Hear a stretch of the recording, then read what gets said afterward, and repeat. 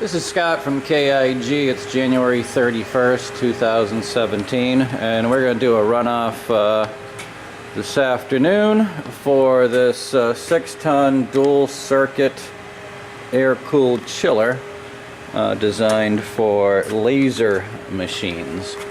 In this case here, it's the Riedel, I think they pronounce it Riedel, model PC160.01-NZD1S. It's a 2013 unit, but surplus, never been used.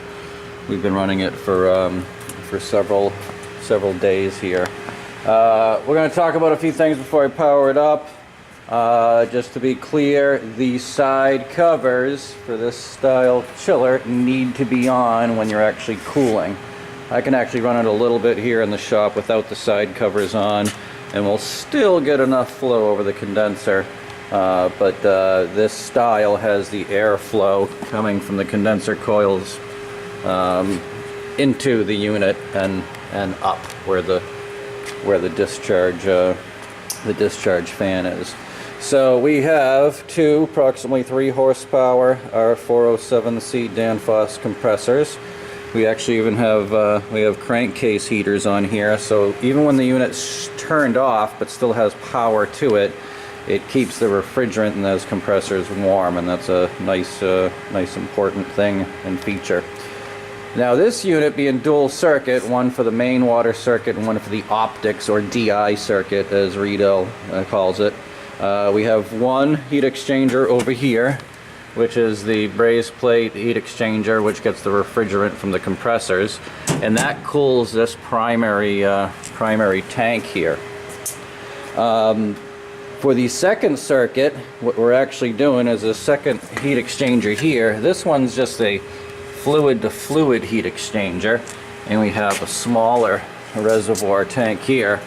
Effectively, what we're doing is at that smaller flow and smaller heat load, we're stealing some of the chilled water flow from the primary circuit for the secondary circuit. There's actually a solenoid valve here. When this circuit calls for cooling, we're opening up that solenoid and introducing flow into this brazed plate heat exchanger, which is kind of difficult to see, but it's just resting up against this insulated tank. So we have 2 pumps, a pump back here and a pump in front. When you first do put power, 460 volt power to the unit, very first thing you should do is bump the, before you actually power the unit up, is bump the pump. And all this, we have all the manuals are online. There'll be some hard copy documentation with the unit, but the way the European nomenclature is, everything kind of has a number and letter, but you can cross-reference that with everything in the manual. This is this 5QT. That's your main pump. That's in front here. So you want to bump that just briefly, or just turn the unit on briefly, and make sure you have the right phase rotation. You can see here that there's a little arrow there.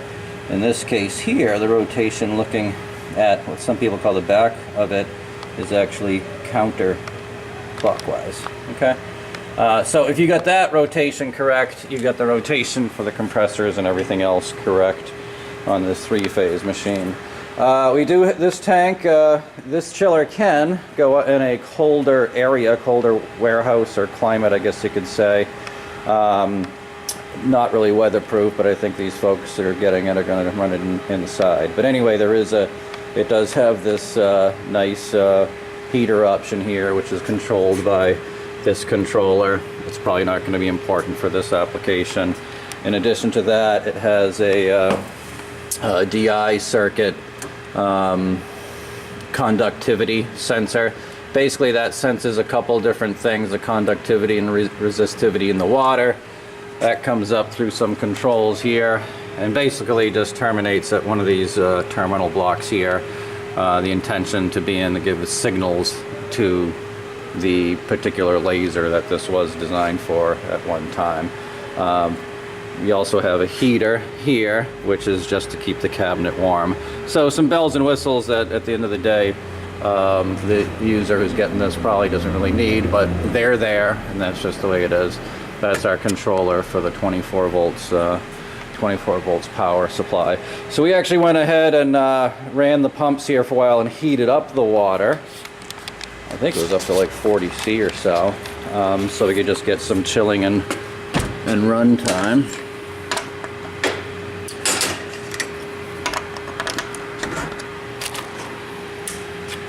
Go ahead and turn on our power here, and 1 means run, 0 means off. So what you heard there are just the pumps starting. Pump 1, pump 2. The controls take a bit,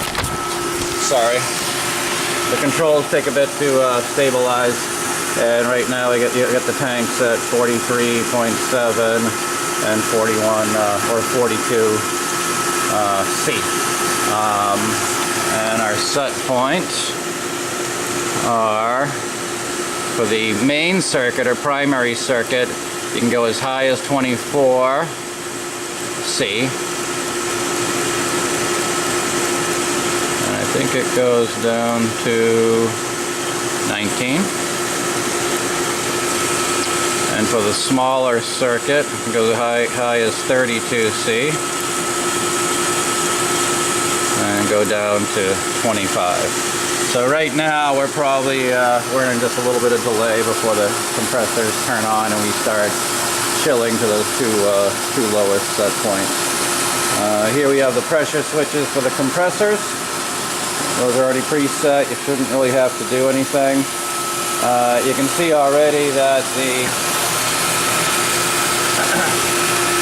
that yellow light there is for that indicates that solenoid valve is open and that we're calling for cooling on that smaller circuit. Just want to make sure we get the contactors.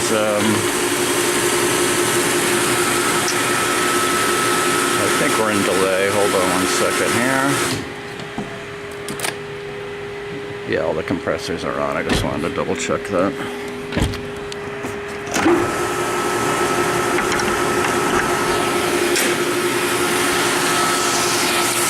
So we have 2 water connections over here, and our gauges are in bar. And your main water connection, that looks like 1 1/4 or 1.5 inch NPT. It's right there in the manual. That's for your primary water circuit for the laser. The smaller one here, that's for your optics, or what they're calling the DI circuit.